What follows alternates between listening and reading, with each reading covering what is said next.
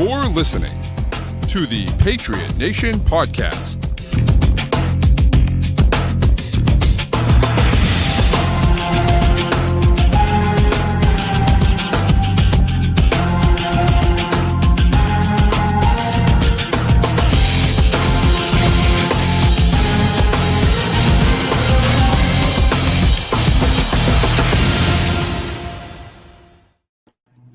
All right, welcome into another edition of the Patriot Nation Podcast. As always, your guy, Pat Lane, here with my man, Matt St. Jean.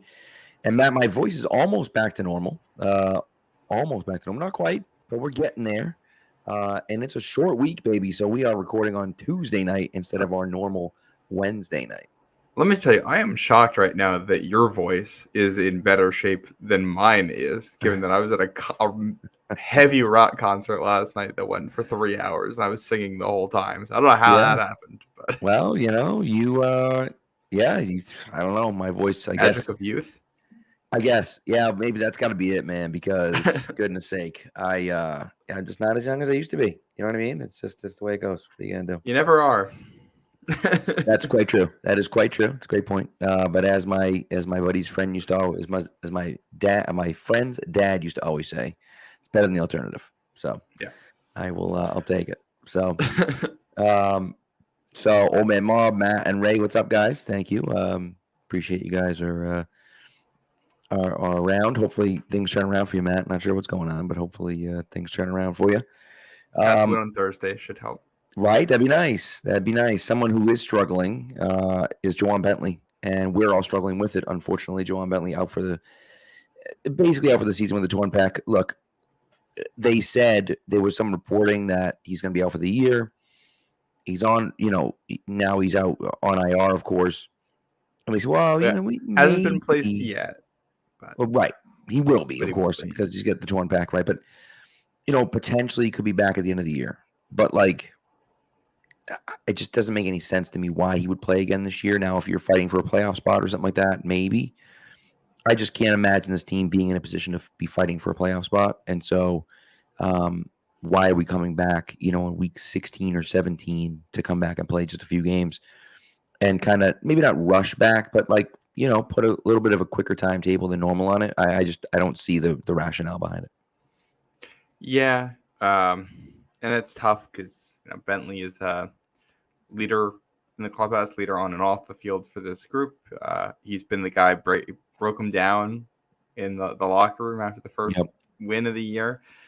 Team captain, always tough to see a leader of that ability go down. And then you add on the fact that he's also one of the better linebackers in the league and part of a top duo. And that's tough. The strength of this New England defense was always going to be up the middle. And losing Barmore and Bentley makes that a lot more difficult.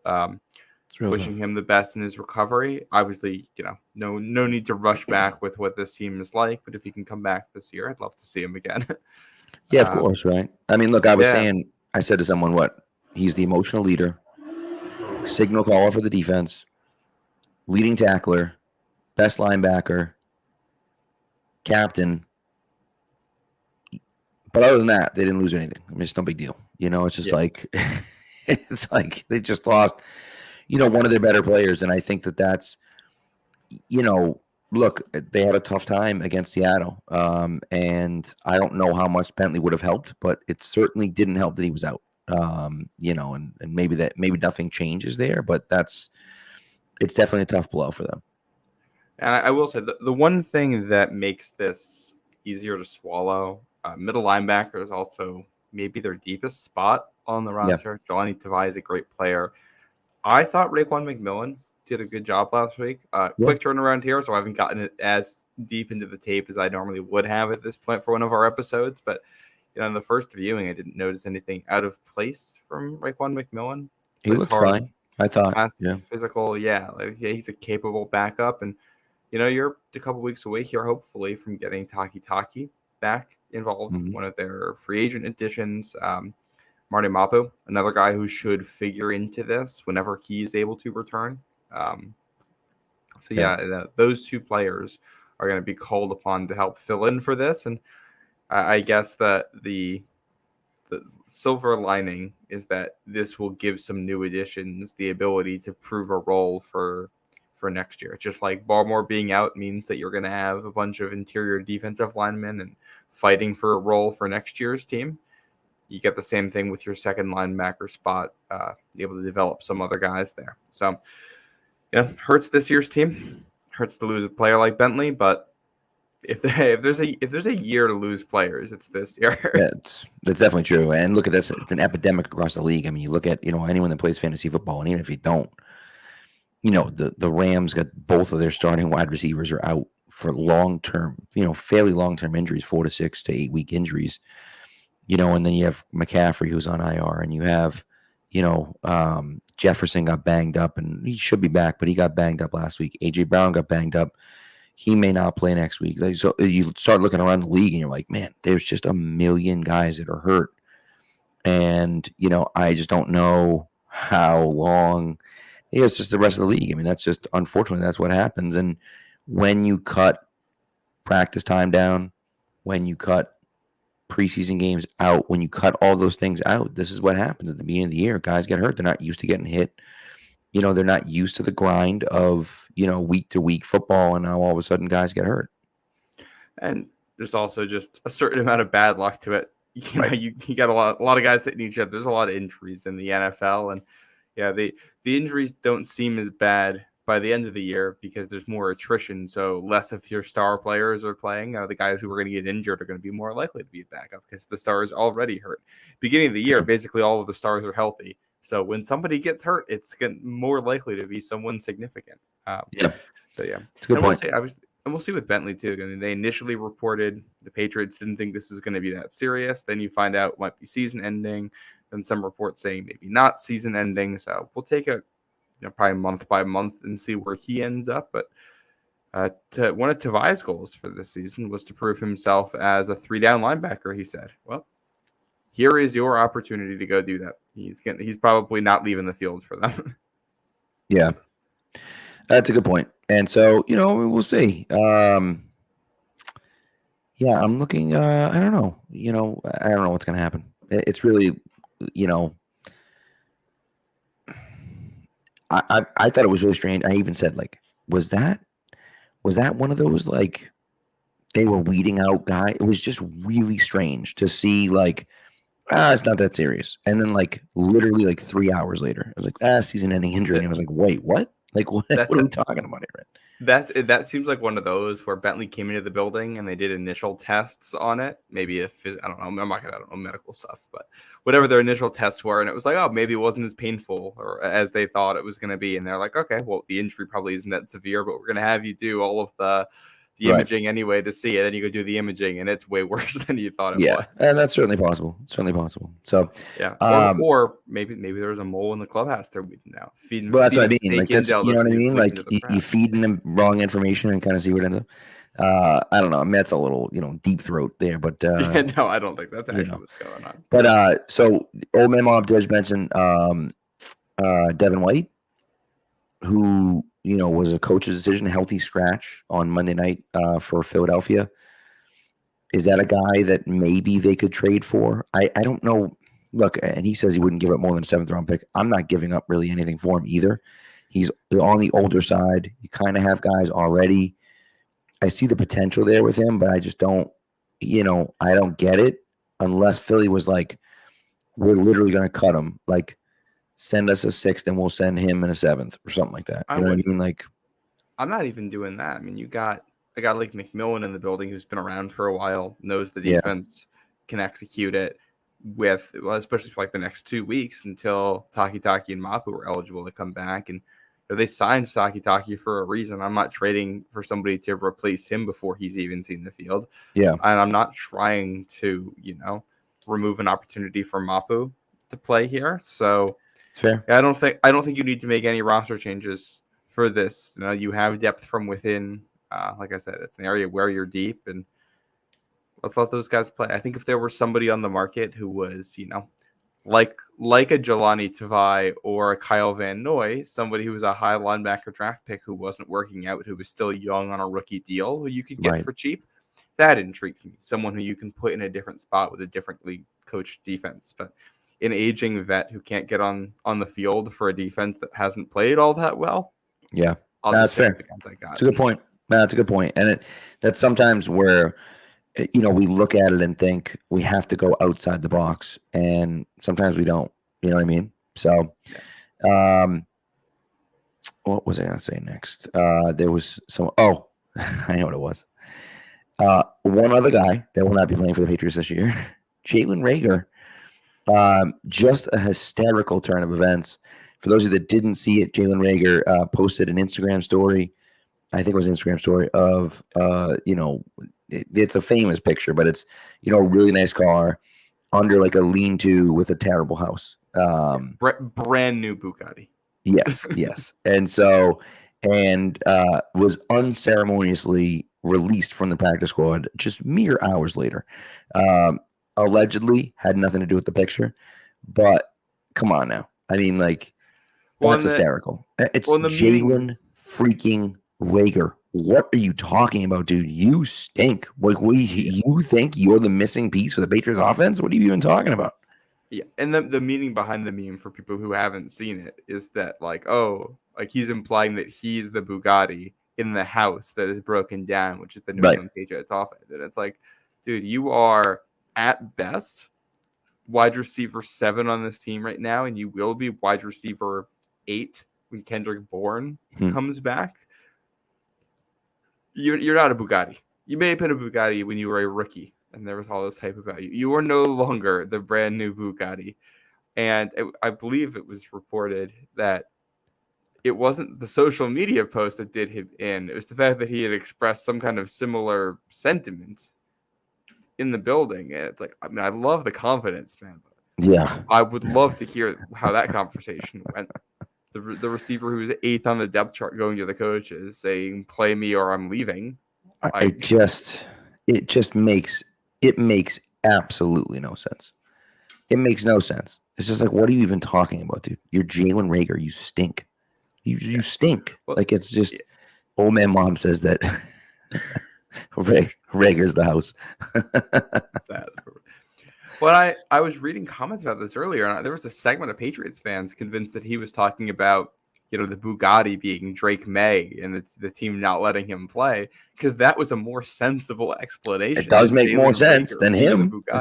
The fact that they cut him tells you pretty much right away that that's not what it was, that he is upset with not seeing the field. And I mean, this is the other thing. Even if Jalen Reagor was a better player than he is, the reality of the situation is that the Patriots have younger players. Right. There's no reason to play him over Tyquan Thornton. Similar skill sets. Thornton is younger, someone drafted by the team. Right. No reason to play him over Javon Baker at this point, who is a rookie. Jalen Polk, who is a rookie. And at this point, it's become clear that the team is at least trying to see what they have out of Kayshon Boutte over Jalen Reagor. And this is before, that they signed a veteran in KJ Osborne, a veteran in Kendrick Bourne, who were going to get playing time. Pop Douglas, obviously, which we're going to have to get into that here. But, even if you were a better player than the player you are still fighting for reps against players that this organization has shown more investment into than they have shown into you. It's going to be an uphill battle. So, good luck to him for finding that elsewhere. But he came back to New England kind of knowing how this was going to go. And I mean, I didn't see it. I never saw it with him. He's just not a good wide receiver. He just isn't. Now, again, he's if you want to sit there and say he is a good return man, that's fine. You can say that. But, is that really helping us? No. So who cares? What are we talking about? I'm fine with Jermichael Hasty and Antonio Gibson back there, especially when, 3 out of 4 times at the very least, they're kicking the ball in the end zone anyway. So who cares? Yeah. Yep. So, yeah, like I said, good luck elsewhere. And I don't think he's a rosterable receiver. He's a wide receiver 5 or 6 for a team. He brings something to the table, but he doesn't bring anything over what the Patriots already have. So I'm sure he'll land somewhere else and probably be a healthy scratch for another team. Exactly. Yeah. Exactly. All right. So let's get into the game a little bit. We talked obviously. We have more injury news to get to before we even get to the game. I know. I'm actually so this one. Not that I'm excited about it. I don't want to say I'm excited about it, but David Andrews said he's fine. So he was a limited participant today, but I feel like David Andrews is going to be fine. Vidarian Lowe, City So is going to be out again, which isn't necessarily surprising. Vidarian Lowe, who left the game early, or I guess at the end of regulation on Sunday, did not practice today. I assume is not going to play on Thursday. And so that means that we're going to get to see Caden Wallace most likely starting at left tackle for the Patriots on Thursday Night Football. And I'm excited. I'm happy to see it. I'm looking forward to it. I don't know if it's going to be a complete disaster or if it's going to work. I have no idea. But I do like the idea of just taking him and putting him in and just see what happens. Because why not? At this point, what are we talking about? Like, get the guy in there. Again, we're talking about going younger. It's not like Vidarian Lowe's been lighting the world on fire anyways. And so stick Wallace in there and see what happens. Yeah. Well, and New England's offensive line against this Jets front four, it's going to be a very interesting battle on Thursday night because if you look on paper 2 months ago, you're saying, oh, Caden Wallace in week 3 is going to be going against Hassan Reddick and Jermaine Johnson on the edge for the Jets, and those guys aren't there. Hassan Reddick still has not reported. They haven't figured that out. Jermaine Johnson, first round pick 2 years ago. Yeah, wasn't it last year? I think no, it wasn't last year. Yeah, you're right. It was 2 years ago. Because they took defensive ends, I think, back to back. Yeah, Jermaine Johnson 2022. Will McDonald was 2023. Right. So Jermaine Johnson tore his Achilles, and he is going to be done for the year, which means Will McDonald, the first round pick last year, is going to be the next guy up at defensive end for the Jets. He and Michael Clemens are the defensive ends, but you're going to see Tack McKinley in there, and they like to move guys all around. But it's a worse Jets defensive front four than you would have expected to see, and that's a little bit lucky given that the entirety of the offensive line is appearing on the injury report. Well, you're talking about a Patriots team that, and there are injuries across the league. Don't get me wrong. But, like, the Jets are missing guys. The Seahawks are missing their starting running back, right? The Bengals were missing one of their starting wide receivers, and Chase was there for like 2 days before the first game. Now they're playing the 49ers next week, who don't have Christian McCaffrey. Or Deebo Samuel. They're playing Miami against Skylar Thompson, against Tua. So it's, you start looking at some of these things lining up, and you're sitting there saying, you know what? The Patriots now have a chance to win some of these games. Now, I don't think, right, that they have a chance against San Fran, no matter who the running back is or who's playing wide receiver, for that matter. I don't think they have a chance of beating San Francisco, but it makes the game more interesting, and you never know, right? If they play the way they played the first game against Cincinnati, there's a chance that they have against anyone. And if they play the way they did last that's game, true. They were right in it with Seattle. Right. And and then it's to me at least, it's figuring out a few things on offense, right? Trying to be a little bit better passing the ball, and we'll kind of get into some of those things, but I think that's that to me is an interesting spot, and look, I'm not, and Charlie mentions the draft standing, and he's not wrong, but I'm also not super worried about the draft standing because the Patriots aren't a great team anyways. Even if they win 6 games or so, like, what's that going to push us from 3 to 8 or something like that? Like, and you're still in the top 10. You're still getting a really good tackle. Now, may you have to move something up? I know you're just kidding, Charlie, but may you have to move something up and and really get the guy you want potentially, maybe if you have to. But I wouldn't necessarily hate it.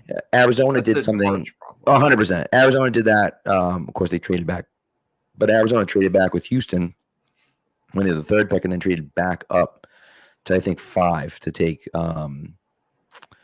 who's their tackle that they took? I forget his name. Doesn't matter. But either way, they traded. They were at 3. Paris Johnson. Thank you. Yeah, I was thinking. I'm like, I know it's a weird name because it's Paris with a double R. But Yes, they traded back up for Paris Johnson at the 5. So it's one of those things where like they could bounce around a little bit if they needed to, but I don't. That's something for another day. So Yeah. Well, and that's why a lot of the off-season strength of schedule stuff doesn't matter. Right. Things change very quickly in the NFL. The 100%. Patriots now probably getting the Dolphins twice without their starting quarterback. That is huge. Right. In right. And is anyone scared of Miami with what's his name Skylar playing Thompson. quarterback? Skylar Thompson playing quarterback. Who cares? Maybe it'll be Bryce Young by the time we get there. But what'd you say? Maybe it'll be Bryce Young playing quarterback by the time we get there. Could you imagine, dude? If there's one offense I think you can run, it might be that. That's a great point. That's a really good point because it's like Alabama's offense. Just throw it to the really fast guy and get the hell out of the way. Point and click. But yeah, when we talk about injuries for this game for the Jets too, they have CJ Mosley had a weird turf toe thing. Apparently, it's on the very front of his big toe, so they don't. He has no idea yet if he's going to be able to play Thursday, and he is. I mean, that's the Juwan Bentley of 100%. Jets defense. He's very. By the way, turf toe. Someone's got to do some PR for turf toe, man, because that's the dumbest name ever. It's the worst name ever because it sounds like such a stupid injury. You're like, oh, you have turf toe, and it's absolutely disgusting. That injury is a horrific injury. Very painful. And it's like turf toe, dude. Suck it up. And then I looked into what it was, and I was like, oh my god, that's really bad, dude. Yeah, no, not fun. But yeah, the Jets are going to be. For anyone that doesn't know, turf toe is when your toe, the top of your toe looks like this because it's snapped back. So yeah, that's it's gross. Yeah. If we want to get into the game plan stuff for New England's offense, especially with Caden Wallace out there. You watch this Jets defense, the Niners were able to run against them even without Christian McCaffrey, which I think isn't that much of a surprise given that's what San Francisco does. Right. The Titans, though, with a bad offensive line, were also able to run against the Jets. I don't know if you can run against them consistently, but you can generate explosive plays. That's kind of how it was. It's a lot of, run for 1 yard, run for -1, run for 12 type against them. And it's a Jets defense that has not been able to tackle very well all of this year, which I think is going to be a big story in this game is the tackling for both sides. But no, I think the Patriots are probably going to run the ball a lot. The Jets defense has missed the most tackles, 31. They have the highest missed tackle rate, 19.5%. This season. It's bad over there. This is a Jets defense that's supposed to be a top 5 unit in the NFL. They have the talent to do it, and they didn't look particularly well coached in the first 2 weeks. Sloppy game, short week, exploit it. Well, 100%, right? And especially if they're missing Mosley, that's a big loss for them as well. So, and the way Ramondre has been forcing missed tackles, you really you look at it and think that's a kind of a perfect storm. And by the way, Antonio Gibson's looked really good too. And Old Man Mom points out that he'll be getting more carries. You would think he's going to have to, because if the pace keeps up the way it is, Ramondre's going to break every single rushing attempts record in NFL history. And so you just can't keep at this pace with Ramondre, and that's okay. I got no problem with that, right?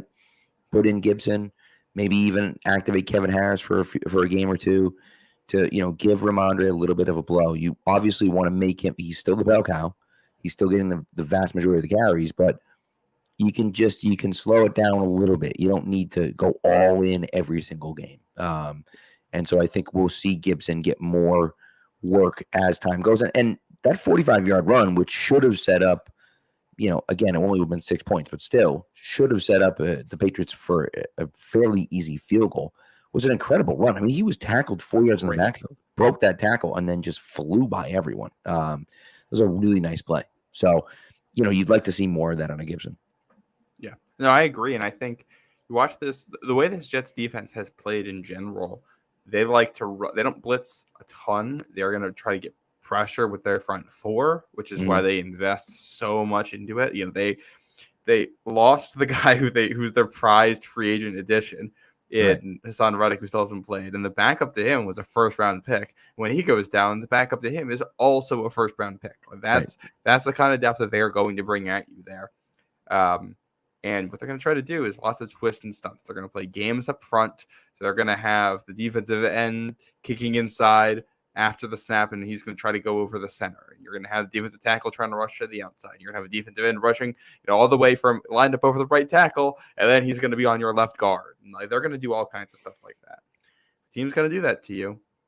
Run all kinds of misdirection stuff, and run. That's where some of your zone plays can be big, because these players will get themselves out of position if they are expecting a pass and trying to get to a certain gap. And this is bringing it back to the Antonio Gibson conversation. I think some misdirection plays with him, especially in the screen game, could be big for chunk plays. If the Jets get themselves out of position and miss tackles, you can get another 45-yard play out there with a well-timed screen pass that's well executed, which they've struggled on the execution. But when it works, you can get a really big play. It's real nice. Yeah. No, it's totally true. And so I think exploit that, right? Like you said, the aggressiveness combined with the fact that they've missed a ton of tackles really kind of put you in line to hopefully exploit that. And I think that Inspector Des here is talking about Pop Douglas, and I think he's, it kind of feels like a Pop Douglas game for multiple reasons. Number one, they just haven't been able to get them the ball. You got to get the ball in Pop Douglas's hands. And so if that means a quick screen or a bubble screen or whatever, just get him the ball. He's explosive with the ball in his hands. And again, as we've mentioned multiple times, the Jets are missing tackles left and right. And so if that's the case, I'm getting Pop Douglas the ball quickly and seeing what he can do. If he breaks a tackle or two, now he turns a 3-yard gain into a 12-yard gain. And, you give that guy the ball because you think he can do that. And that's one of those things that I look at and just think, man, we need to start using him a lot more. Obviously for him, because he's frustrated, and he should be frustrated. I don't blame him for being frustrated, right? But also because he's the best option the Patriots have right now at wide receiver. And I know, look, Jacoby Brissett targeted wide receivers 5 times in total on Sunday. It's not acceptable, right? No. And we can talk about why that is. And I know there's been some talk about, well, there's too many vertical routes and the offensive line hasn't been good enough. Of course, they gave up pressure on 50% of his dropbacks on Sunday. But to me, sure, scheme things up, get Pop the ball quickly, get Polk the ball quickly, get, whatever. If you like, Baker with the ball in his hands or Osborne or whomever else, get those guys with the ball in their hands quickly, right? Run a reverse to Tyquan Thornton. Why are you running a reverse to Jalen Polk? What are we doing? Yeah. You know what I mean? Run it with Tyquan Thornton. He's got that speed. Give him the ball. Give these guys the ball in space, Yeah. Well, I think especially going to a game like this with Caden Wallace as your left tackle, right, and that right side of the line, Onwenu and Robinson have both really struggled in pass protection too. So when these guys are healthy, this line is going to struggle against this Jets front. Hit those quick underneath passes. This is a Jets defense that is not afraid to play a lot of man coverage. So get to some of your man coverage beaters, break out that section of the playbook with all of your pick routes and underneath throws and, double moves, things like that. And put Pop where you want him and get him the ball. I think get him the ball early, right? Early in the down. Don't make Jacoby sit back there, go through a bunch of progressions to get him the ball. Just set up easy stuff for this. I thought that was something Seattle did really well against New England's defense last week. So take some of those lessons that were used against you and use them to the other team. I think with this Jets defense, they it's almost like the old Seattle defense in a way where they just line up the corners where they want to line them up and let you pick your matchups. They're going to have Sauce Gardner on one side and DJ Reed on the other for basically the entire game. So if you want a matchup, you can get a matchup. If you want to make Sauce Gardner go run with Tyquan Thornton 50 yards down the field while Pop Douglas gets matched up on their corner 3 in the slot, you can do that. You can get these matchups. So, try to exploit some of that stuff. I got to say, this Jets defense does not seem as well coached as the unit we've seen in the last 2 weeks. It could just be that we're 2 weeks into the season and it's early and they're still figuring things out. But I went into this thinking the Patriots are really going to struggle. And now I'm thinking, I think there are going to be opportunities. It's going to be hard. They're going to be under pressure all game long. You can't turn the ball over. That was the issue for Tennessee last week. Tennessee maybe should have won that game last week. Could not stop turning the ball over. And that's the Jets play such sticky coverage. It's going to be hard not to turn it over. You have to be accurate. Receivers have to make contested catches. So it's going to be difficult to not turn it over in this one. But if you can, just control the ball, you're going to have a real chance at winning. Yeah, agreed. So, all right, you want to do our first ad, and then we'll continue the conversation about this Patriots matchup. You're up here, Pat. It is me. That's correct. And I'm here to talk to you about Prize Picks, which is America's #1 daily fantasy sports app with over 5 million active members. It's the easiest and most exciting way to play daily fantasy sports. Unlike other apps, on Prize Picks, it's just you against the numbers. All you do is pick more or less on 2 to 6 player stat projections and watch the winnings roll in. Now, in September, 1 Caleb Williams passing yard gets you a win on Prize Picks every week.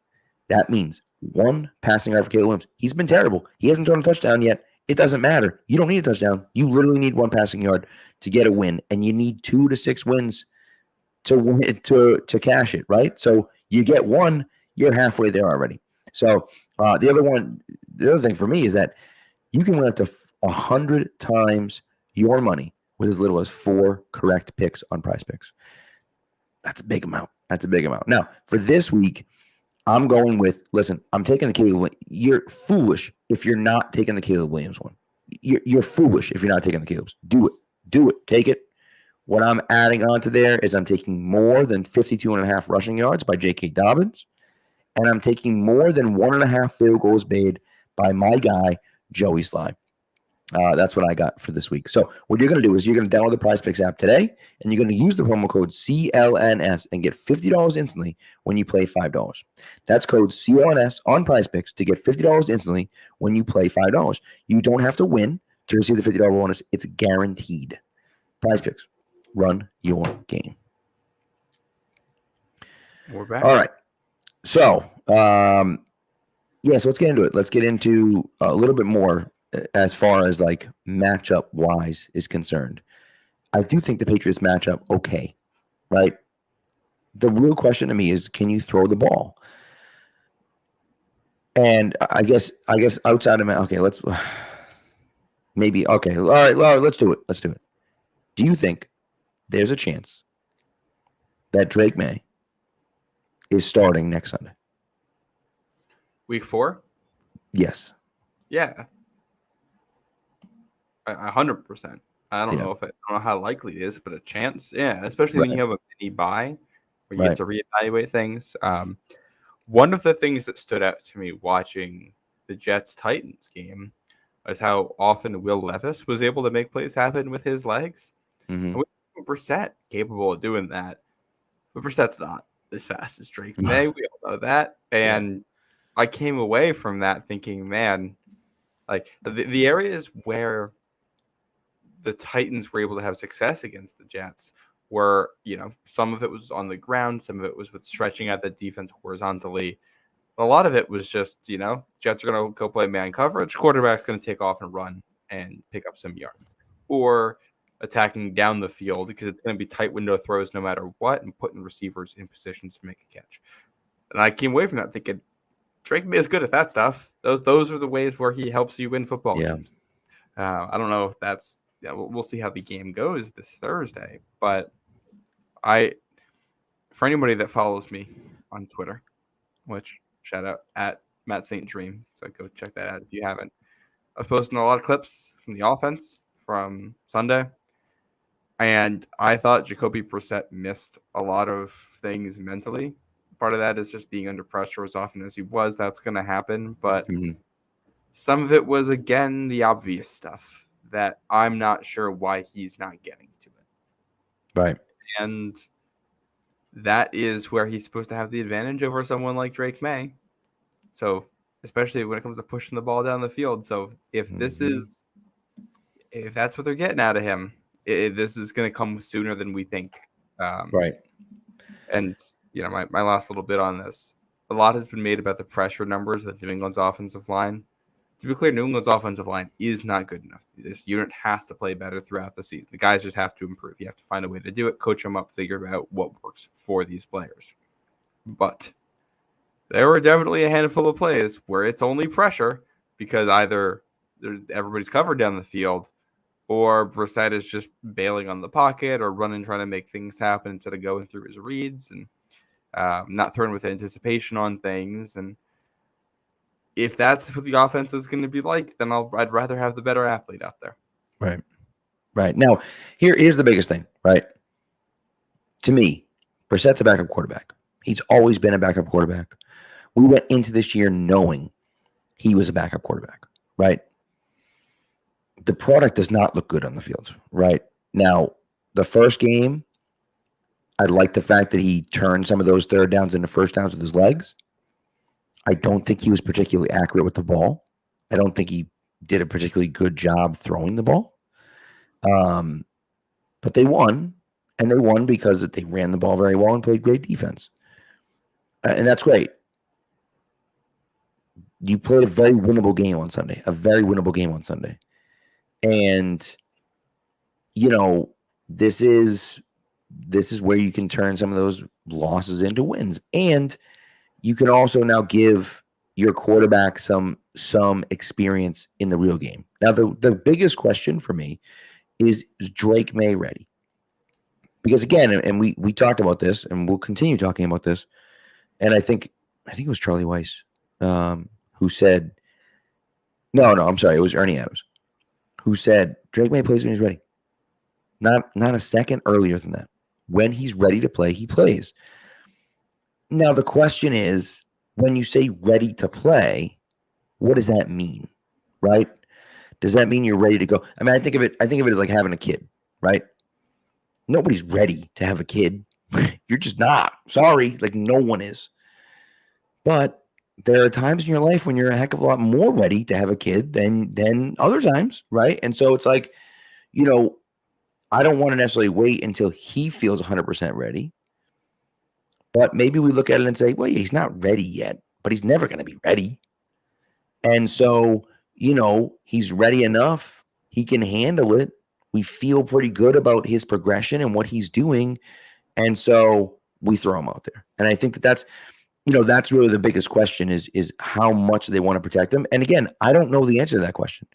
Maybe his progressions look terrible and maybe he's not ready. And maybe, I don't know any of those things, right? But I do know that the longer they play in competitive games and they lose them because they can't throw the football, the noise is going to get louder and louder and louder and louder for Drake May. If that happens again on Thursday night in prime time and they keep it close to the Jets and it's a sloppy game and Brissett doesn't look great throwing the football again and can't get the ball to his wide receivers and won't push the ball downfield and they lose by 3 points again, it's going to get awfully loud in the New England media for Drake May.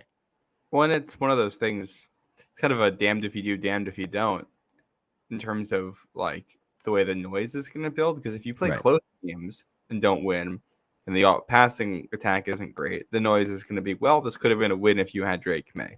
Right. If you get blown out, obviously the passing attack's not doing well. They're going to say you have no hope the way it is right now. You have to put in Drake May. That's going to be the way it's going to go until he eventually plays, which is why, you can say we have a plan all you want. Right. And we all know that usually gets thrown out the window. You think about some of the stories about quarterbacks who did sit and develop. Most of those guys were on good teams. There's no quarterback controversy between Patrick Mahomes and Alex Smith when the Chiefs are a winning football team. Obviously, there's none between Tom Brady and Drew Bledsoe because Brady is a 4th-round or 6th-round pick who's your quarterback. Which that's obviously not going to happen. But this is just the nature of this, and I think you read some of the tea leaves, and they're talking about wanting to be better at pushing the ball down the field. Especially Mayo talking about that. Mm-hmm. And if that's your priority, that feels like May. The Pop Douglas stuff. Pop Douglas yesterday? I think it was yesterday. I think. Talking about his frustrations with not seeing the ball enough. which are both, I believe, valid and things that probably should not be said to the press. It's not that big of a deal, but you'd rather keep that internal. Yeah. There was a question somewhere in the chat asking why he's not seeing the ball. And the answer to that is, I think, partially because when he's out there, sometimes when he's been open, those are just the plays where there's pressure. You just get unlucky. Some of it's Brissett's not looking his way. And this is something that was talked about in camp. If you follow the camp reports, every time Brissett is missing on a throw, he's missing high. He's missing over the top of people. Yep. There was a lot made of trying to throw to a smaller target like Pop Douglas. And I really wonder if Brissett's just not that comfortable throwing to him. He's just not looking his way on tape that much either. Even on plays where he's open, he's looking for his tight ends. He's looking for KJ Osborne. He's looking for Jalen Polk. Those are your biggest, sturdiest players on the field. Not looking at Taekwon that much, even though he has also been open a couple times on here. He's not looking at Pop that much. So I wonder if it's he's a little inaccurate, and he likes throwing to the big body guys who can haul it in. Yeah, it's just, it's really interesting. It's just an interesting situation. And look, I'll look at obviously there's a lot made about Bryce Young getting benched, right? And that's a difficult situation, right? Because I think he's played just as terrible as you could possibly imagine, and he's now in the running for the worst draft pick ever, like of all time. Yeah. Especially when you consider how much they gave up to get him. But, and I will say a little caveat here, and Mel Kiper, I thought, did a really nice job of pointing it out today, where it was like at the end of the year last year, he started to play a little bit better. Not a ton better. Not like, oh my God, this guy's really good better. But like you could see him starting to get a feel for the offense a little bit more and play just a smidge better and throw some touchdown passes and not make quite as many terrible mistakes. And then you went into the offseason and you fired the entire coaching staff and brought in a new one and changed everything up. And then you didn't play him at all in the preseason. And then you went out and he looked like crap for the first 2 games. And you pulled him, right? And I think at this point, they had to pull him at this point. I mean, you see a guy that's broken. He's just broken. You don't have him really quick, but he's obviously broken. He's not jumping to make basic throws. It's bad. To get the ball over the line of scrimmage. It's real bad. It's real bad. And so I didn't like I hated the pick from the beginning. I didn't really like it. I wasn't in love with C.J. Stroud either. I won't lie to you. I didn't really love C.J. Stroud either. But I think the biggest thing for May is the consistency. You have to keep things consistent for him. T.C. McCartney has to be here, and AVP has to be here, and Gerard Mayo has to be here, and you have to give him that solid base and foundation, and then you have to develop the guys around him. And if Jalen Polk isn't good enough, and if Javon Baker isn't good enough, and if Pop Douglas isn't good enough, you got to go out and get better players, right? And if that means trading for a number one guy or signing a number one guy, like whatever it means, you got to put pieces around him. You got to put an offensive line in front of him, and you got to put pieces around him. And so, to me, I look at that and say that's the path to him being good. The Bryce Young stuff is scary, but like it is what it is. What are you gonna do? But that man, you look back and you just think that Bryce Young trade, right? Got the Bears a starting right tackle who hasn't looked great this year, a starting quarterback at the number one pick who hasn't looked great this year, but still I think is gonna be really good. A number one wide receiver in DJ Moore. And and 2 second-round picks and a third-round pick. I mean, it's insane how much they gave up for him. And for him to be that bad is really bad. We're in like Jamarcus Russell territory, I think, for how bad of a pick this is. Maybe worse when you consider. I think it's worse because of what they gave up. Well, with the old picks, it's before the rookie wage scale, so there's the contract part figured in. True. So That's a good point. Part back down to how you weigh that, but yeah, really rough. And it's Dave Canales has been kind of like a QB whisperer. He was the guy that seemed to fix Geno. He was the guy that seemed to fix Baker. The fact that they didn't have Bryce play in the preseason, we're 2 games in the regular season, he's already pulled the plug. That tells you that probably, given his track record, it's just not going to work, and they're already moving on to something else. Which Right. Is Well, at the very least, it's all right. Sit down. Let's just take a breath, and let's go into let's have you make those mistakes in practice instead of in front of the whole world. And it's kind of like what the Patriots are doing with Drake May right now, right? Is you look at it and say, let's just start over, scrap it all and start over, right? And just see what we can do, right? You gave up an insane amount to get him.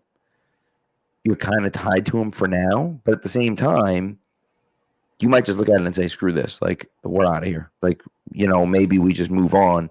But I just think at the very least, you kind of look at it and say, all right, let's take it slow, literally start everything over again, and see if we can build him back up and build his confidence back up. Because right now, like I said, he just looks like a broken guy. He just can't do it. And that's, that certainly doesn't help anyone. But again, for me, I look at that when you talk about the Drake May situation. I look at that and I think, sure, they threw Bryce in there early. That's whatever. But it's also, you didn't have the pieces around him. And then you pulled the rug out from underneath him after this first year. And that, and it's just a recipe for disaster. I mean, thankfully, I think the big difference here is that Bryce Young is not an NFL athlete, it looks like. So when the mental game isn't there, it all falls apart. If Drake is not there mentally, he's a good enough athlete that it's not going to all fall apart. It might look ugly, it might look bad, it might look how Anthony Richardson has looked at points, but things will happen. So at least it won't be as boring. While we're talking the Patriots offense, I had to go back and find this, but TJ, 20 minutes ago, said that they should stay in the jumbo package all game. I agree.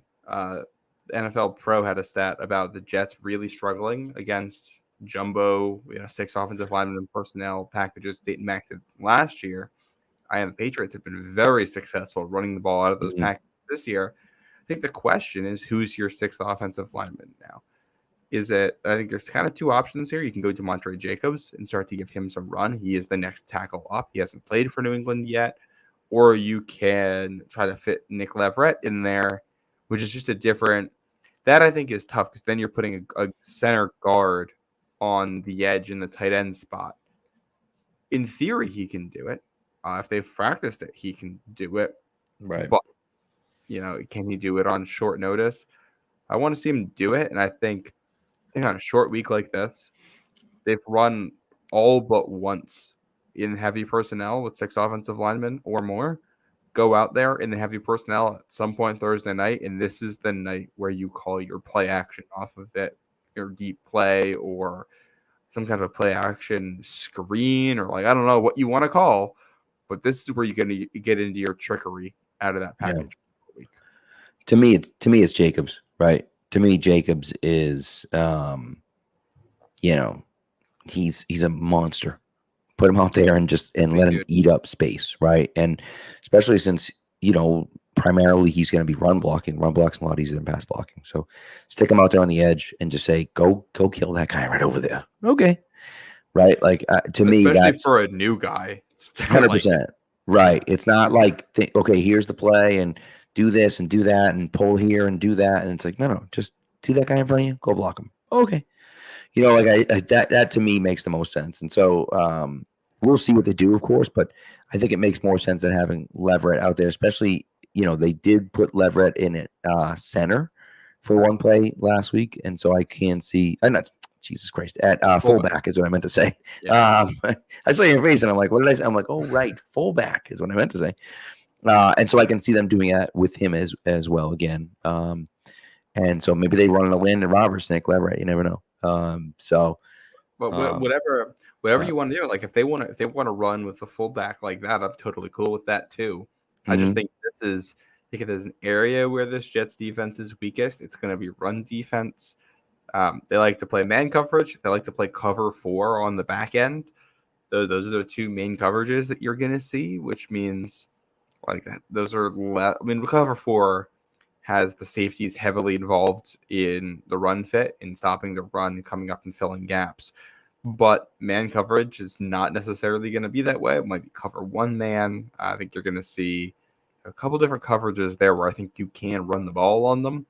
And like the Jets front seven is an area where players are banged up right now. If there's no Mosley and there's no Jermaine Johnson and there's no Hassan Reddick, Will Johnson is not as good of a run defender as he is a pass rusher. Right. And they're still going to be, it's still a very good front seven. But I like my odds of running against them more than I do of trusting Jalen Polk to catch 50-50 balls against Sauce Gardner. Agreed. Yeah. Anyone on the Patriots going up against. I mean, to me, if I were the Patriots, I'm not even. I'll put you over there with Sauce Gardner. Don't even look at me. Don't even look. Just run. Just run. Don't even look. I'm not throwing you away. I'm just not doing it. Yeah. Split out a running back and put him all the way wide out on Sauce Gardner's side. Right. And then, get Pop in the slot over there or something like that. Like, try to waste him on every play that you can. Yeah, I agree. So, should we talk about the Pats defense here real quick? Because I don't think we've barely touched that. Yes. Let's do that. So, watching the Jets offense, it looks like a worse version of what the Patriots are running. There's like, it's a worse version. Really bad. It's a worse version of what the Patriots run with more talent. And it's been like, it's basically Garrett Wilson or Breece Hall winning one-on-one matchups. That is their entire offense right now. Right. Aaron Rodgers is not pushing the ball down the field. He only has 4 deep throws all season. One of them was a touchdown that came on an offside against San Francisco week 1. So I think that is a big note. Do not jump off sides. He's going to try to bait you, and he's going to try to go over the top. Have awareness. But the only other deep throw he had that was successful was last week to Breece Hall, the running back, one-on-one with a linebacker split out wide, and it went for a touchdown. So I think you have to have a plan for that. Aaron Rodgers is still a very accurate passer overall, but he hasn't pushed the ball this year. It's all underneath stuff. New England tackle. It's going to be a lot of what we've seen. I think you play a ton of man coverage. This Jets wide receiver core has not been particularly threatening outside of Garrett Wilson. Allen Lazard is Allen Lazard. He's going to be inconsistent. He's going to drop a ball. Mike Williams is still getting adjusted to what they're doing there, and he's there. He hasn't really done anything yet. I think you can play a lot of man coverage, stack the box. Don't let Breece Hall get his explosive runs on you. Breece Hall gets stuffed a lot, and he'll still make big plays happen. So you got to be really disciplined in the running game and actually finish on tackles. Know that Garrett is going to get his, and Christian Gonzalez is just going to have to deal with that and try to cover everybody else. I mean, you can hold this Jets offense to under 20 points, I think, without an issue. It wouldn't surprise me if they held them under 14 points. Well, and that's all. It's so funny because here's what I will say. We looked at Kirk Cousins week 1, right? And we said, man, he looks slow and he looks like he's not pushing the ball down the field. And then he went out last night against Philly, looked pretty dang good. Right now he's a little bit younger, but he's got had come off the same injury, actually had a little bit less time to recover than Aaron Rodgers did, and so now it's a short week as opposed to Cousins having an extra day, and so maybe he's still a little sore, maybe it doesn't look right, but I do think at some point Aaron Rodgers is going to look closer to what we've seen from Aaron Rodgers throughout his career. Will it be Thursday night? Probably not, especially on a short week, but you never know. And so I'm interested to see what that looks like. But I do think you're right. Like the Patriots can keep it close, can keep the score down. And if they can do that, you can play with them, right? And I'd like to see something different than last week. Now, last week, the game plan on Sunday was we're going to play this shell zone coverage, and we're going to make Geno beat us with 1 million paper cuts. We're going to make him do it, and we don't think he can. And they were wrong. He certainly could. He was fantastic. essentially didn't miss a single throw all day long. No, and they just figured, okay, if once you miss a throw, you're going to stare at a guy too long and we're going to be able to pick it off, or you're going to throw over some guy's head and it's going to be a tip drill and we're going to get it. Something's going to happen. Or you're going to go 3 and out on a drive where you had 2 guys open and missed them. And that just never happened. I can't imagine they're going to be doing that with the Jets because I'm not betting against Aaron Rodgers missing wide open wide receivers. Well, I'm not playing zone coverage. Absolutely not. Spot drop zone coverage against Aaron Rodgers a whole lot. Right. That's what I mean. So to me, you're gonna be manned up a little bit more. You're gonna be in those receivers' faces a little bit. And obviously I'm worried about I'm worried about when I see Garrett Wilson, maybe, but I don't know. Garrett Wilson's been fine, but he hasn't been unbelievable. He and Rodgers have a good connection, which is where that's what's going to be tough for Christian Gonzalez. It's just like there's going to be plays where he has good coverage and the ball's coming his way anyway, and you have to actually finish it at the catch point. Where Wilson's been pretty good there, and got to wrap up. Yeah. I mean they've been. It's a couple stats here on Rodgers. Over 50% of his throws have been either a slant route, a flat route, or a go. So you're just like your 3 simple routes in Madden. That is me when I'm playing Madden there. So that's what you got to take away. And he's been very successful on those. He's got the 4th highest success rate in the NFL on those throws. So I mean, you got to play tight man coverage and get in receivers' faces on those and make sure it isn't easy and be good at the catch point, tackle on those flat routes. But then outside of that, I think you got 3 in a row here from NFL Pro. He has completed 9% of his passes under expected this season, which means it's based on yardage and distance and all that where he's throwing the ball. He has not been as accurate as expected. Most of that has been in the short area. So in throws of less than 10 yards, he is just 12 of 23 for 109 yards. Yeah. And that's where a lot of his throws are happening. He also completed a pass from outside the tackle box. So I think when it's passing downs, you want to blitz, but you don't just want to blitz. You want to bring overload blitzes from one side or the other to try to force him to move laterally because he clearly isn't comfortable running right now, but he isn't comfortable throwing that way. If they beat you that way, they beat you that way. But I'm comfortable with that right now. And he has turned a scramble into a running attempt just once all year long. So I'm not worried about a QB spy. If Christian Gonzalez can handle Garrett Wilson and make that a fair fight, I think you're going to see plenty of cover 1 man with 5 blitzers, cover 1 man with 1 zone defender in the middle trying to read Rodgers' eyes. You're going to see cover 0 with you're sending 6 or maybe even 7 guys after the quarterback. He's good at that stuff, which means your corners really have to do well on the back end. But I'm not threatened by Rodgers as a runner, and I want to bring that pressure on him. Yeah, it's a good point. It's a good point. I'll tell you what Nagan mentioned is kind of interesting. Patriots. Now it was, I think it was the 2nd game of the season, but week 3. It was week 3, yes. But only the 2nd game of the season when the 2001. Patriots played the Jets in 2001. When Bledsoe, of course, gets knocked out by Mo Lewis and Bledsoe comes in and Brady comes in. So, interesting parallel. Of course, they didn't play week 2 because of 9/11, but week 3 nonetheless. So that could be interesting. So, this is... that's it. The question to me is, can the Patriots defense keep it close? The Patriots offense is the Patriots offense. I want to see them be able to throw the ball a little bit more. I want them to get the receivers involved a little bit more. I was happy that they got Hunter Henry so involved, which is great.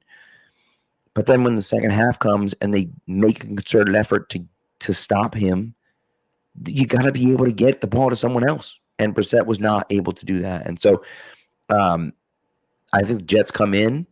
If I were the Jets, I'd come in and I would take away Hunter Henry right away. I would not have him open. I'd blanket him in coverage, and I'd say, go ahead, beat us with someone else. Throw to a wide receiver. I dare you. Throw a wide receiver outside the numbers. I dare you.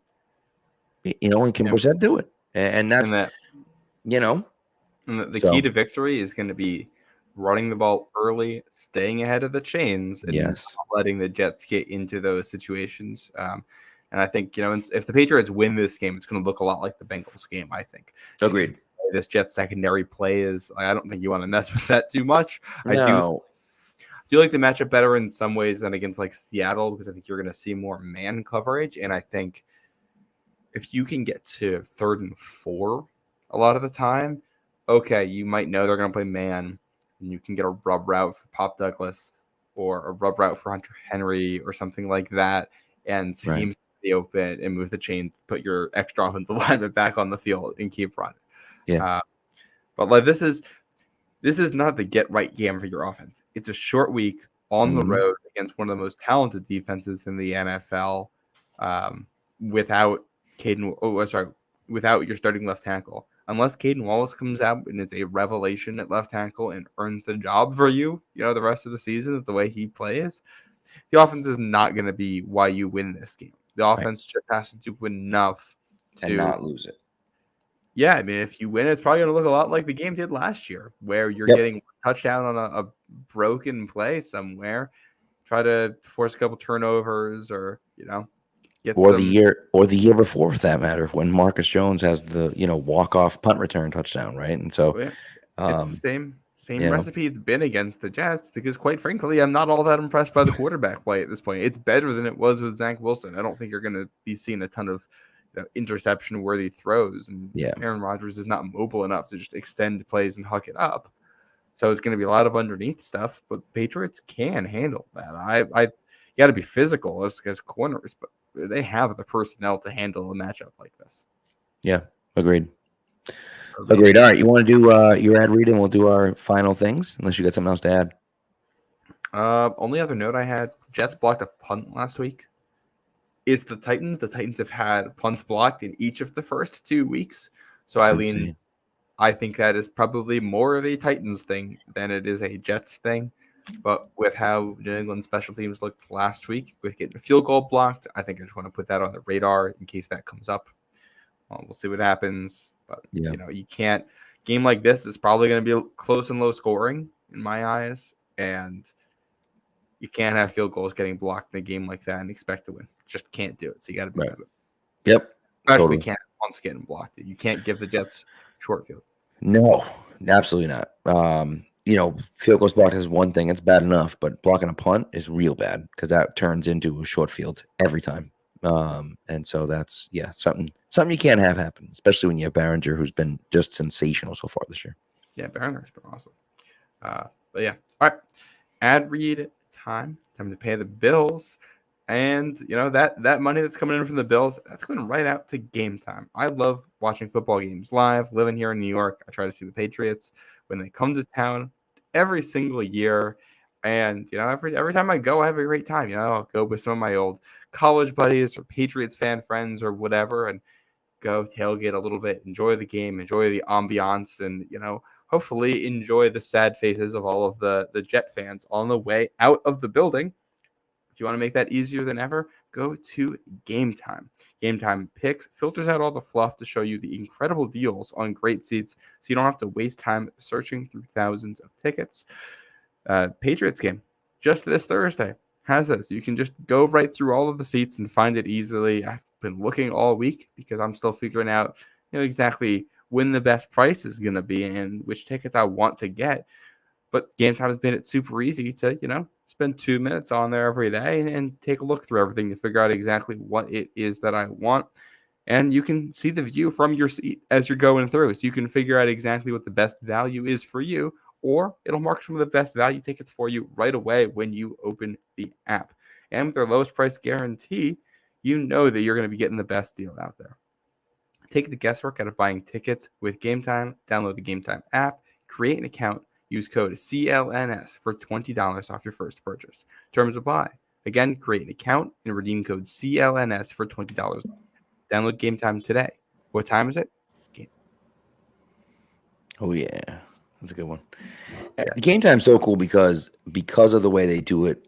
with those kind of last minute prices, right? And so every now and again they'll throw a deal out there sometimes too, for you. And so especially for you Thursday, if it's going to be rainy out, even if it's not going to rain during the game, someone wakes up and they're like, "Oh God, it's raining out. Screw this, dude!" And then, just doesn't want to go. And all of a sudden, those tickets can be available, and maybe Game Time throws some sort of deal at you, and bam, there you go. So I will say. It was supposed to be raining on Thursday. It is no longer supposed to be raining. It should just be cloudy for this one. So no bad weather for New England. This isn't like last year where it felt like every game was in the rain to start the year. None of that. It's been great football weather for the Patriots. It has been a little too hot. It was a little too hot on Sunday for me. I don't love it when it's that hot, but I'll tell you what, it's better than Chargers games last year when it was raining and disgusting and finished 6-0. and raining. Looking ahead at that San Francisco game, by the way, I checked out the weather for that, and it looks like 80 degrees and sunny. So that's nice. That area for you. And should we do? Are we doing? Let's do our picks first, and then we'll do our prize pick stuff, and then we'll get out of here. All right. Last week, week 2, not a great week for the two of us. No, Pat went 2-3. I went 3-2. We both whiffed on the Browns-Jaguars game. We both whiffed on Falcons-Eagles on Monday Night Football. I picked the Bills to beat the Dolphins on Thursday Night Football, and that ended up being the tiebreaker. So I will tell you the reason why I picked the Dolphins is because I assumed that the Bills would be favored, and I assumed everyone would be picking the Bills. And I was like, oh, maybe the Dolphins will surprise some people. And then I saw the line, and I was like, wait, what? The Dolphins are favored? What happened? I 1,000% would have picked the Bills if I knew that, but I didn't know that because I wasn't paying attention. And so, that's the way it goes.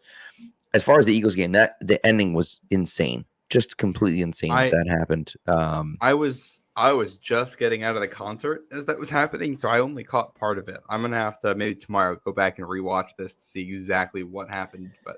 And I was so mad. I had a prize picks. One of my prize picks that I had more than 0.5 touchdowns for Saquon, and Saquon first of all had a touchdown called back because he was like a half a yard short because Hurts threw the ball behind him instead of in front of him. And then on the play where Hurts should have thrown the ball behind him because all he needed to do was fall down for a first down, he throws it in front of him, and Saquon just flat out drops it. But that play, I was looking at it like, man, if he catches that ball and turns it upfield, there's a good chance that both those guys whiff and he scores. And they win they're up by 10 and the game's over. And I, cash my prize picks. But that's the way it goes. What do you get there? So, but yes, 2-3, not a great start for me in week 2. Let's see if we do a little bit better in week 3. Here's what the slate looks like. You can see the records up there. Pat 6-4. I'm 7-3. Patriots on the list for the first time this year. Pat's Jets, a Thursday night game. The 1:00 game is Packers Titans. 4:00 game Dolphins Seahawks. Sunday night is Chiefs Falcons, and there are 2 Monday night games this week. I picked Jaguars at Bills for the list here, but let's start at the top with the Patriots Jets game. Who do you have, Pat? I mean, come on. You want to pick the Jets? Get the hell out of here. I'm not confident about the Patriots, but I'm sure as heck I'm going to pick the Jets to win. And so it's Patriots all the way. Yeah. Who would do that? Anyway. Mother of God. I am picking the Jets here. I hear that I really, really like this matchup for New England relative. I think these teams are more similar than I think the Jets in particular would like to admit at this point in the season. That said, I think the Jets have just enough more talent. Now, if this game comes down to quarterback play, I still think Aaron Rodgers has the edge. If it comes down to a wide receiver who can make a play, it's going to be the Jets there. If it comes down to a defensive lineman who can get a key sack, it's going to be the Jets with the advantage there. So I think it's close. I think it's tight. I think the Patriots have a real shot at winning, but I'm going to give the very slight edge to the Jets. Okay. It's fair. It'll be the first Jets winning streak against New England since when? Jesus, who even knows? I don't even know. I don't even want to know. A long time. Put it that way, a long time. Yeah. I don't even know. I'm trying to think of it. Did they lose? Did they lose at the beginning of the 2011 season to them? Probably not, right? I don't know. think so. So, yeah. Anyways, all right. 1 o'clock On to the game. next. The Packers Malik Titans. Willis revenge. Hey, Packers baby. at Titans. Listen, this game is going to be a competition as to which quarterback can play the worst. They're both terrible. Will Levis has looked just absolutely dreadful. However, Malik Willis stinks. Even Malik Willis played fine on Sunday, and they won, but he stinks. But I think Josh Jacobs is continuing to play really well, and there's a better supporting cast in Green Bay than there is in Tennessee, and so that's why I'm going Packers. Pat taking the Pack on the road in Nashville. I am going the other way on this one. I am going to take the Titans just because I don't think the Packers can do that with Malik Willis 2 weeks in a row. Right. It does kind of feel like I actually felt the same way about the Patriots game. It does feel that same way where like they played well the week before and you're kind of like, man, can they continue that for another week? They really do that again? And it turns out they almost did, but they didn't pull out the win. And it feels kind of similar with Green Bay. Will Levis has been so bad. And the rest of that team is like fine, but they're mediocre. Like they're just not that good. And so that's why I think the Packers can pull it off. But the Titans have also played 2 close games here, True. 2 one-score games. Yep. And they lost both because of horrendous play late in important situations. So that probably will continue, but maybe it doesn't. That's true. He doesn't make some. Yeah. He doesn't throw like the worst interception or have a horrendous fumble like that, and maybe they are 2-0 right now. Yeah. Yep. Next game, late slot. Seahawks taking on another AFC East team, the Miami Dolphins. I will say I think this was a lot more interesting when I put it on the docket than it is now. I would agree. Maybe I should have switched this out for another 4 o'clock game. Fine. But it's here. Pat, what do you think? Yeah, I'm going Seattle. Skylar Thompson on the road, week 2, first game starting. I don't see it. Seahawks have a good defense, and their offense we saw, this week against the Patriots can play. And Geno Smith is the real deal. And JSN finally had a really good week, and you have to me 3 very good wide receivers in Seattle, and so I think Seattle is going to surprise some people, and I like that team quite a bit, and I think that they win this game. Yep, right there with you. I don't really have a whole lot else to add other than if Geno Smith keeps playing that way. He's a far better quarterback than Skylar Thompson. I can tell you that much. Yeah, and that should be enough here. I am curious to see the way Seattle's defense matches up with Miami's offense, outside of the quarterback position, the way the rest of the stuff goes. I think it'll be interesting battle, but it's one I expect Seattle to win. Yep. Sunday Night Football. Falcons at home. Yep. Coming off a clutch road victory on Monday Night Football against the defending champion Chiefs. To make it 2 in a row? No. No. I get the Chiefs here. It's just like, come on. And listen, they're good for a few games a year where you're just like, where the hell did that performance come from? That was terrible. But I don't think it's gonna be the Falcons. I just, you kind of come off that victory and you're like, oh my God, like things are going right and it's gonna be great, and then you get stomped at home by the Chiefs. Kind of feels like that's the way this is trending, but you never know. I suppose they could maybe keep it close, but I think Chiefs win this one. Yep, right there with you. We've had the Chiefs in here all 3 weeks now, I think, and I think 5 of the 6 times we've picked them. I think you picking the Ravens. Did you pick the Ravens in the opener? Maybe. That sounds like something I would do. Maybe we both picked the Chiefs. The Chiefs are good enough to win this one. I think if the Falcons play the way that they did against the Eagles, we were able to go on the road and win that one, then maybe this ends up being a very interesting, close game. But yeah, if it's a close game, we're taking Patrick Mahomes. By the way, they have been in all 3 times, and because they've had 3 primetime games to start the season, and we have picked the Chiefs in 6 out of them. All of us have picked the Chiefs. So, last one is the Jags, the Bills. This is one of the Monday night games. This is the early Monday night game, is it not? I believe so. It'll come I up think on the ticker here in a second. Yeah. That's the Bills. And the Jaguars, until the Jaguars prove differently, the Jaguars are the Jaguars. They suck. They suck. Right? And if I could be and I'm not even gonna try to do it because I'll insult Matt Doloff, but I could just in my head I hear Tony Maz. They suck, Mike. They suck. They're just not good. And it's just who they are. Like the Jags are the Jags. And they have Trevor Lawrence now, and they have a Super Bowl winning coach and Doug Peterson, and it just doesn't matter. They stink. They find ways to lose games. I can't pick them against an actual team in the Bills. Yeah, I'm right there. Especially last week, that was embarrassing. Rough for Jacksonville, and the vibes are bad. Yeah. Doug Peterson has one of the weirdest careers of any coach out there. And yeah, I don't, especially on this was at home. I might give Jacksonville a shot here.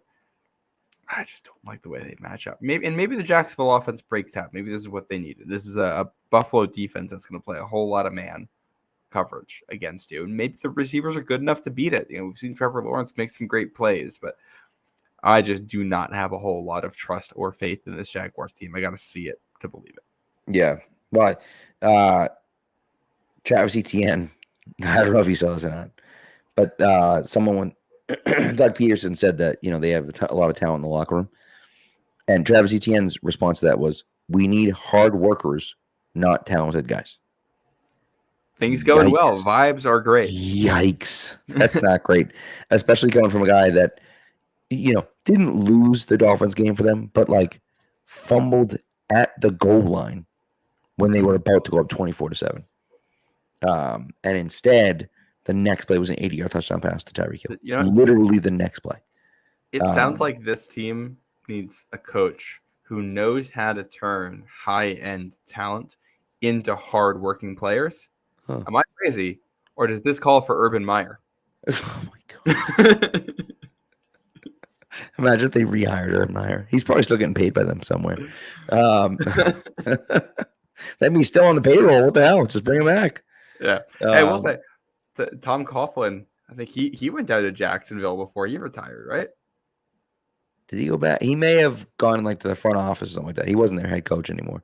Although, did he fire the head coach? I think he was down in the front office. Did he then fire the head coach and then take over? I don't remember. He was in some messy situation in Jacksonville after his time in New York. Hey, maybe this is what Bill Belichick needs. Maybe every coach goes down to Florida before they're done. I'll tell you. I mean, it's not a bad spot for Belichick. It really isn't. That's an interesting place. They got some talent down there. Jacksonville is in Florida. It's not really. I mean, it's not really on the water, but it's kind of on the water. But it's not really the nice area. It's not a nice area of Florida, but you're in Florida at least. Bill's got enough money that he can live in one of the nice areas. It's a great point. That's a good point. Yeah. So. Yep.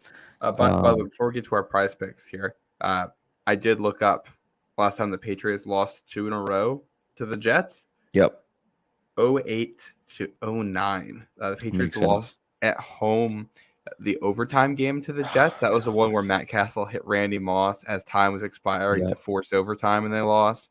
And then week 3 the next year, they went to New York early in the season, and that was Brady coming back from the ACL, and the offense was all disjointed. They couldn't create explosive plays. They only scored 9 points against the Jets. That team was a mess. That 08 game, I remember I argued with my dad for years about that 08 game because the Big Bang clock, Brandon Merriweather was covering a guy and gave up it was 3rd and 17 in overtime or something like that. And Favre hit a guy. And Merriweather was just too far back and hit him a half a yard before the first down marker. And the guy, fought through the tackle and picked up that extra half a yard, and Merriweather wasn't able to take him down. And, my dad was like, he's got to make the tackle. And I was like, yeah, but he's also got to be pushed up 2 yards at least. So, shot. Yeah, I'm just looking at the play log here from overtime. I see that Brandon Merriweather was on the tackle for 2 separate 16-yard completions, and one of them was a 16-yard completion on 3rd and 15. Yeah. So So I'm there gonna you take go. a guess that was the play. I'll have to go That, watch that. that was the one. That was the one. Yep. So yeah, third and I had the yards wrong by a few yards, but you got the idea. So Yeah. By the way, Armin says he went Jets, Packers, Seahawks, Kansas City, and the Bills. So I think pretty close. Pretty close. He switched our picks for the first two, and then has Seattle, Kansas City, and Buffalo like we did. So, I like it. all right. So, but that was a Thursday night game. That loss. was it a Thursday night game? That checks out. Yeah. That might be the first non-Thanksgiving Thursday night game, or not non-Thanksgiving, non-opener Thursday night game the Patriots ever played. Certainly possible. Because that didn't start until I was researching this earlier. It didn't start until 06. They didn't play one in 07. They didn't play one in 06. Yeah, that was the first ever Patriots Thursday night game. How's that for a piece of trivia? There you go. I mean, not really, because they played Thursday night. They were the first team to ever open the season on Thursday night. Yeah, the first falls in the Thursday Night Football branding package. That's correct. Yes. Good point. I like that. That's a little piece of trivia right there. And because it trips you up because most people know that they started that Thursday night thing for a while. They were the only team to have ever played on Thursday night. And obviously, clearly they were, only host a Thursday night football game.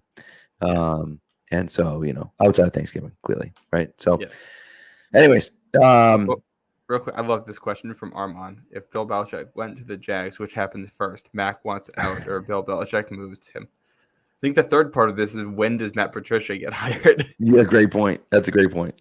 Man, that would be messy. That'd be a messy situation. I hadn't even thought about that aspect of it. That's hysterical. That would be a messy situation. By the way, my dad texted me about the Brendan Merriweather play, and just all caps, make a tackle. So the battle rages on. So anyways. Yeah. All right. So let's get into our prize picks. I already said mine. And so why would you want to? Well, why don't I just say mine, since I've already said it? I might as well say it again. Again, I will stress to you, if you're doing a prize picks lineup, you need to have Caleb Williams in there. It's a free win. Just put it in there every time. Certainly in this month. Maybe they'll do another promo in October, but this is the promo they're doing right now. They're doing some different things. So anyways, Caleb Williams for more than 0.5 passing yards. J.K. Dobbins with more than 52.5 rushing yards. And Joey Sly with more than 1.5 field goals made. So I am hoping Joey Sly is an active guy on Thursday night. I love it. Mine, we're going with C.J. Stroud for less than 260.5 passing yards at Minnesota. It's a Vikings defense that is confusing. You just asked Brock Purdy, who said nice scheme. After that one, I think Stroud's probably going to struggle a little bit with that scheme. So I'll take him for less than the total there. For more than the total, I'm going the player who might be the league MVP if you had to vote right now, Derek Carr, for more than 229.5 passing yards against the Eagles. I like that. Let's do it. I'm investing in Derek Carr right now. Maybe I'm late, but we're going with Carr. I like it. That's a good one. Derek Carr's an interesting one because their offense looks completely different. And they're throwing it up to Raheed Shaheed, who's just like an electric guy. He was on my list. He was a restricted free agent this offseason. He was a guy I had on my Patriots want list. And I don't think they would have been able to get him, because I think New Orleans is going to match, or you're going to have to give up a draft pick, and it's maybe not worth it. But he is such a good deep threat. Yeah, agreed. So, and he's been awesome for them through 2 games. I mean, it's only 2 games, but he's been awesome for them through 2 games. So, yeah. By the way, I found the play in question with Brendan Merriweather. Yes. It was 3rd and 16, cover 2 zone, tight end up the seam. Linebacker goes the other direction. I'm not sure why. And Merriweather comes down a little late, makes contact a yard short of the sticks, and the tight end falls forward for the first. Yep. So where do you come down? On my dad's side or on my side? Well, I think the first thing I ask is where the hell is the linebacker? Where's the linebacker going? Right. Yep. Outside of that, I mean, he's got to get there faster, and you got to wrap up better, which I think was always the issue with Brandon Merriweather. He could hit you hard; he wasn't going to wrap you up though. Yep. That's fair. It's a fair point. And he didn't hit him hard enough either. So got to make a better play there. Got to be there sooner, and you got to make a better tackle.